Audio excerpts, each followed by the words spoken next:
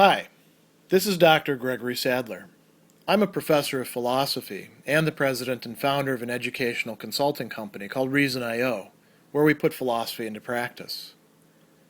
I've studied and taught philosophy for over 20 years, and I find that many people run into difficulties reading classic philosophical texts. Sometimes it's the way things are said or how the text is structured. But the concepts themselves are not always that complicated, and that's where I come in. To help students and lifelong learners, I've been producing longer lecture videos and posting them to YouTube. Many viewers say they find them useful. What you're currently watching is part of a new series of shorter videos, each of them focused on one core concept from an important philosophical text. I hope you find it useful as well. In his book of moral theory, The Right and the Good, Chapter 2, W.D. Ross talks about 7 prima facie duties, and the 7th of these, perhaps in some respects the most important, is the duty of what he calls non-maleficence. And that's kind of a mouthful. The non, of course, means not, and maleficence means not doing. Maleficence means doing harm to another, so non-maleficence means not doing harm to another. And we could say the same thing about the duty of beneficence and its relationship to benevolence as we can about maleficence in relation to malevolence. In the case of the volences, what we're talking about is an intention, an inclination, a wish, a choosing. And Ross says, well, that's good, that's important to focus on, but what I'm really interested in as far as duties go is what people actually do. So it's not just our duty to not want to harm people or to not intend to harm them, it's our duty not to actually harm them. That's the primary duty that he talks about in this. And it's interesting because he says, look, this is the only one that's actually being pitched in a negative manner. And if you look at historical codes of morality or even law, what you'll find is that many of the particular precepts actually have to do with non-maleficence. So, for example, the Decalogue, the 10 Commandments. Thou shalt not steal. Stealing is harming another person in terms of their property. You're taking something that doesn't belong to you. Thou shalt not kill. You're taking somebody's life. That's a very clear type of harm. Thou shalt not bear false witness, which typically has been interpreted as not lying. Not only does that one have to do with fidelity, as Ross says, but you can also be harming somebody by saying false things about them.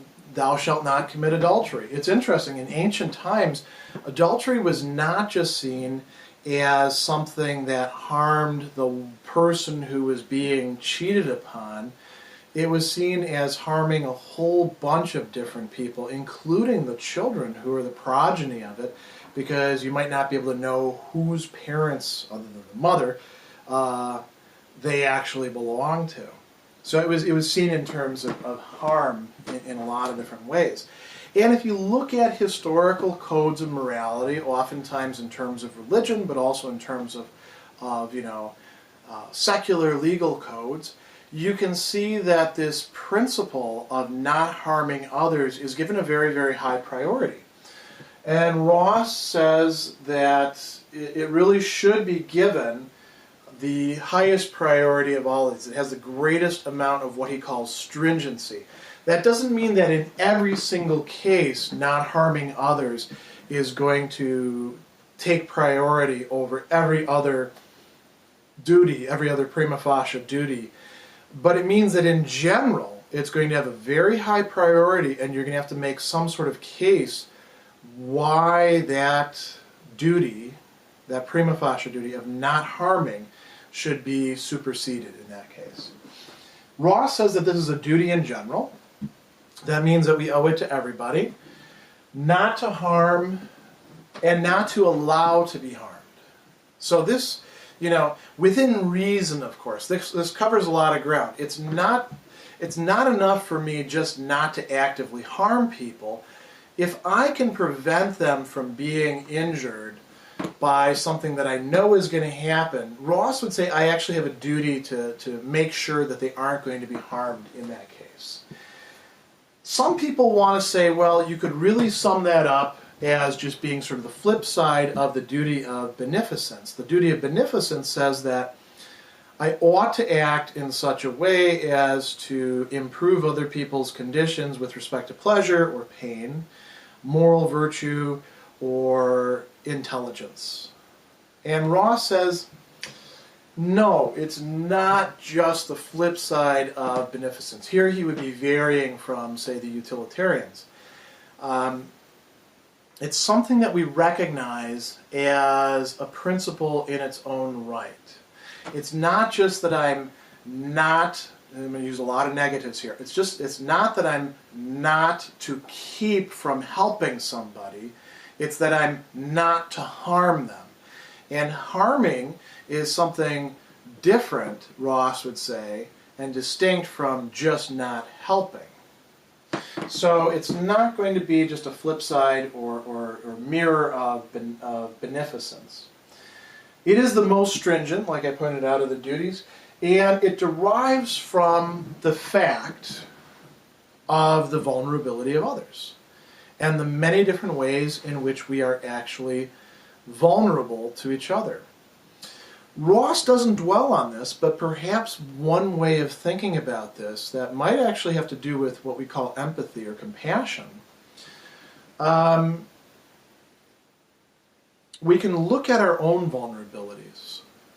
We can say to a child who harms another child, or to an adult who's acting like a jerk, who's acting childishly, what would it feel like for you if somebody did that to you? Would it bother you? If so, then why are you doing it to another person? Do you have some compelling, overarching reason, deriving from some other duty, justice, fidelity, gratitude, reparation, something like that, that would override this particular duty? That's one way to think about this. Another way is just to be attuned to the fact that others can be harmed by our actions or our inactions, by our habits, by our ways of comporting ourselves towards them. And again, Ross doesn't spell this out, but I think it's very useful to think in terms of his, the goods that he describes and comes back to over and over again. The intrinsic goods of pleasure, or the flip side, pain, moral virtue, and intelligence. If I'm hurting somebody physically, mentally, even in terms of the things that are just instrumental goods, if I'm destroying their income, if I'm destroying their reputation, I am violating this duty of non-maleficence. And I'd better have some really good reason, or I'm doing the wrong thing. And insofar as I'm harming them, I probably am still incurring a subsequent duty of reparation. Even if I can say, look, my duty to another person to keep my promise is going to require me to actually allow somebody to be hurt, I probably should make it up to that other person, that I have a duty to them. Pleasure and pain is pretty easy to think in terms of. What about intelligence? If I'm spreading misinformation, whether I realize it or not, I'm actually harming other people.